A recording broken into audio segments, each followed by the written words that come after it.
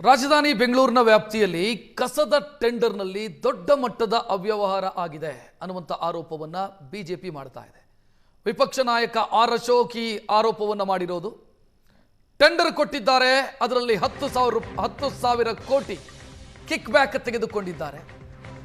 ಇದರಲ್ಲಿ ಕಾಂಗ್ರೆಸ್ನ ಹೈಕಮಾಂಡ್ ಕೂಡ ಇನ್ವಾಲ್ವ್ ಆಗಿದೆ ಅನ್ನುವಂಥ ಆರೋಪವನ್ನು ಮಾಡಿದ್ದಾರೆ.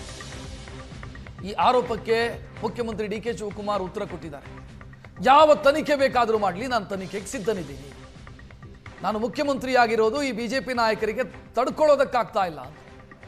ಆರ್ ಅಶೋಕ್ ನಿನ್ನೆ ಸುದೀರ್ಘ ಸುದ್ದಿಗೋಷ್ಠಿ ಮಾಡಿದರು. 10,000 ಕೋಟಿ ಕಿಕ್ ಬ್ಯಾಕ್ನ ಆರೋಪವನ್ನು ಮಾಡಿದರು.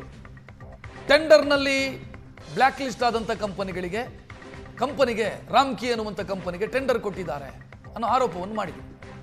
ಈಗ ಅದಕ್ಕೆ ಮುಖ್ಯಮಂತ್ರಿ ಉತ್ತರ ಕೊಟ್ಟಿದ್ದಾರೆ.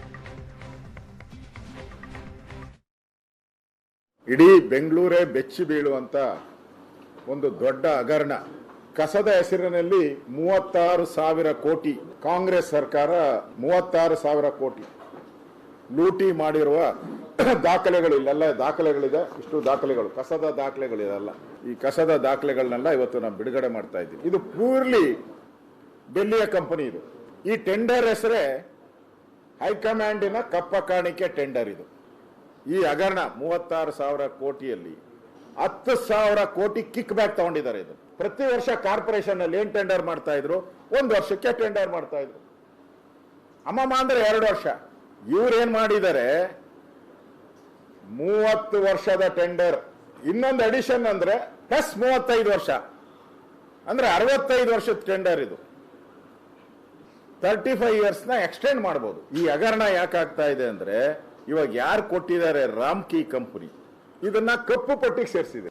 ದೊಡ್ಡ ಲಾಭಿ ಕಸದ್ದು ಅವ್ರ ಕಾಲದಲ್ಲಿ ಯಾಕೆ ಟೆಂಡರ್ಗಳು ಮಾಡೋಕ್ಕಾಗಲಿಲ್ಲ? ಈ ಮಾಫಿಯಾನ ಕಂಟ್ರೋಲ್ ಮಾಡಕ್ಕೆ ಇದೊಂದು ಮಾಫಿಯಾ, ಕಸದೊಂದು ಮಾಫಿಯಾ.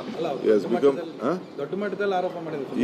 ಈಗ ಆಯ್ತು, ಎಲ್ರಿ 36,000 ಕೋಟಿ, ಎಲ್ಲಿ 36,000 ಕೋಟಿ ಆಯ್ತು. ಅವ್ರು ಯಾವ್ದು ಬೇಕಾದ್ರೂ ತನಿಖೆ ಮಾಡಿ, ಏನ್ ಬೇಕಾದ್ರೂ ಮಾಡ್ಲಿ, ಎಲ್ಲಿ ಬೇಕಾದ್ರೂ ರಿಪೋರ್ಟ್ ಕೊಡ್ಲಿ, ಯಾವ್ದಾದ್ರು ದೊಡ್ಡ ಏಜೆನ್ಸಿ ತಂದು ಮಾಡ್ಲಿ.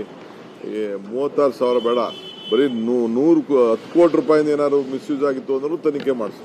I am ready.